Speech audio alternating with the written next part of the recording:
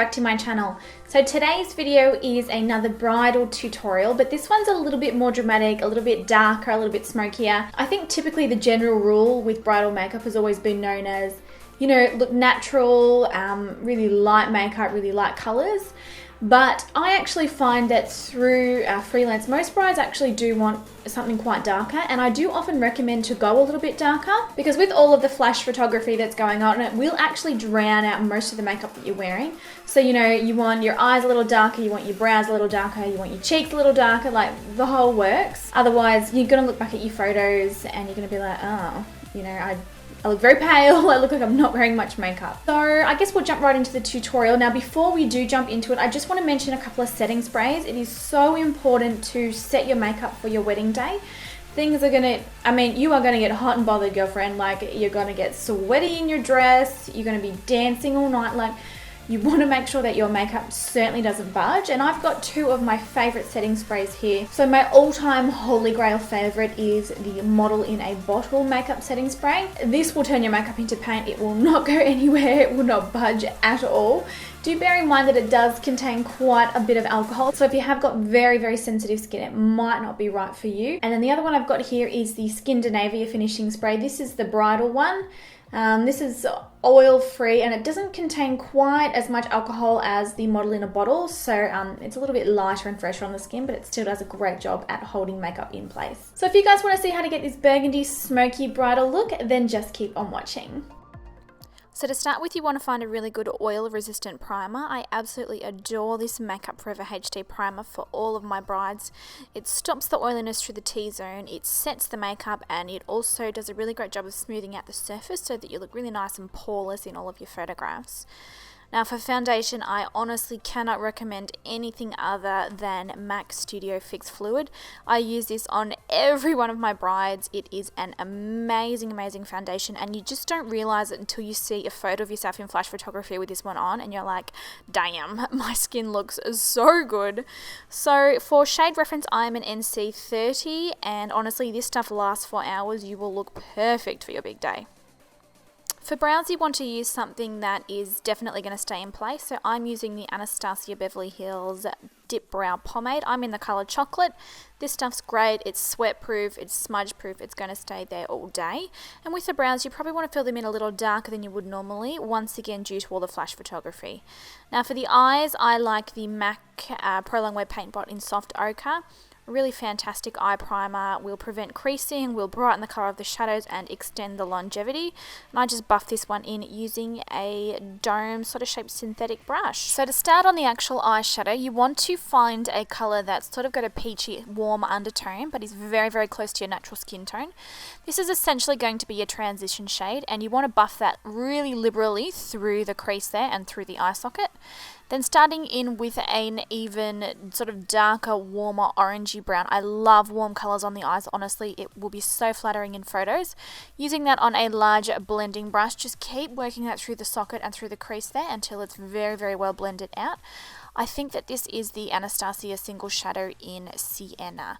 Now moving on to this beautiful plum maroon colour. I recommend plums and maroons to nearly every single bride that I work with, because let me tell you now, it is flattering on every skin tone, every eye colour, and it doesn't matter what colour your bridesmaids are wearing or what colour your bouquets and your flowers are. Plums and maroons look flattering on everybody. So this shadow here is the Anastasia's single shadow in, I think it's called Beauty Mark. I will list all of the single eyeshadows below that I use, and it is just gorgeous. So you want to pack it all over that lid there, work it through the crease, and then after you're done applying it, blend it all out with a nice blending brush. Just applying that same Sienna colour through the lower lash line, and then I'm going to go in with Beauty Mark again before applying a really, really nice shimmery champagne colour to the inner corner. Now my favourite shadow for highlighting is MAC Vanilla, and I use that really liberally through the inner corner of the tear duct there and also to highlight the brow bone. Now eyeliner is totally optional, but I chose to use some black gel eyeliner to tightline the upper lashes, just to add a little bit more darkness and smokiness. And I'm also going in with some fairly thick banded lashes, so this will help to hide them also. Now next up you want to apply some mascara. I recommend definitely using a waterproof mascara on the day, but if you're not into waterproof, this one by MAC is amazing. It is totally smudge proof. Okay, for lashes, I'm using the Socialized lashes in a Siren. They are quite thick and dramatic, but I promise you, when you look back at the photos, you know, you want something that's going to stand out and something that's going to be a little bit darker. Just trust me on this and give it a go. Then for concealer, I'm using my NARS Radiant Creamy Concealer, and I'm using this to highlight and conceal the areas of my face. So you want to go in a nice triangle underneath both of the eyes.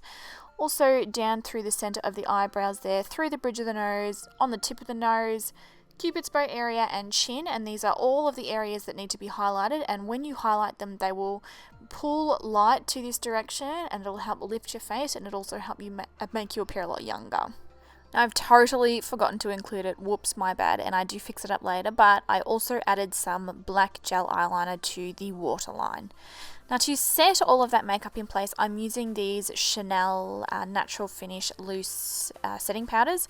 These are hands down my favorite setting powders for brides. I like to use two colors. I use a lighter color in all of those areas that we've highlighted, so under the eyes there, down the nose, and in the center areas of the face. And then I take a darker color and set the rest of the face. And you'll also notice that I'm using a like a flat style kabuki brush to press this powder into the skin rather than dusting it over the top, because once again that will also help to hide any pores, you know, any fine lines, anything like that, and it will make your skin appear beautifully smooth. Now to get a little bit of structure back into the face and a little bit of warmth and colour, I'm using this Benefit bronzer. This is the, I think it's the Hoola bronzer, the Hoola bronzer. Now I love this one because it's a really nice mixture between taupe and, you know, more of a warmer colour. And I'm using this one to sculpt out my cheekbones, and you'll notice that I'm curving that contour in towards sort of right under the apples of my cheeks, because this is going to help them appear very, very pronounced and pull forward, which will look beautiful and, you know, a lot of definition in the photos. Now when you are applying a bronzer to add colour and definition, just start with a little bit and work your way up, because if you go in with a stack of it on the brush you can start to look a little bit muddy, which is definitely not what you want on your wedding day. Now I'm doing a little bit of contouring around my nose. Do practice this a few times before your big day because you don't want to look like a robot. Alright, now I'm going to do things a little bit backwards, and I'll explain why in a minute. I'm going to apply a highlight, and I'm just using this center shade from my Hourglass Ambient Lighting palette. This is a really beautiful lit from within highlight. It looks very, very natural, but at the same time it really does show up in photos and in real life. It just looks gorgeous. I'm just using a small brush to apply this so that I can really, really apply it into the specific areas that I want it, and that is along the tops of my cheekbones, curved around the edge of the eyebrow and the eye, down the bridge of the nose, right on the tip of the nose, the Cupid's bow, and I also popped a little bit above my eyebrows as well, just for a really nice all over lit from within glow. Now I like to apply the highlighter before the blush, because I find that when, you know, you go in with a highlighter after the blush, it kind of covers the blush up a little bit and it looks a little bit, kind of a little bit artificial, but if you apply a highlighter first, you just look really soft and glowing, and it looks really, really pretty. I forgot to mention too, this blush that I'm using is the Ambient Lighting blush by Hourglass in the colour Radiant Light. Now, don't go too light, you know, even if you're not a person that wears much blush, do, you know, try and apply a little bit more, because it is going to be a long day, and once again with those photos sort of blasting all of the colour out of your face, you really want to make sure that you've got something there. So for the lips, I'm just quickly lining them in a natural coloured lip liner, not going too crazy with overlining them or anything. And then I'm going in with this gorgeous MAC lipstick. This is a matte finish, and it's called, I think it's called Meh, or Meh? It's spelled M-E-H-R. It's quite a strange name, but this is the best lipsticks for brides, hands down. Like, I use it on everyone. It's amazing. So that pretty well finishes the look, guys. I hope you really enjoyed this tutorial. Let me know in the comments below what you want to see next. And to all of my brides, I hope you have the most perfect day ever. And show me photos, guys. I love seeing photos of you. I'll catch you guys in the next video. Bye!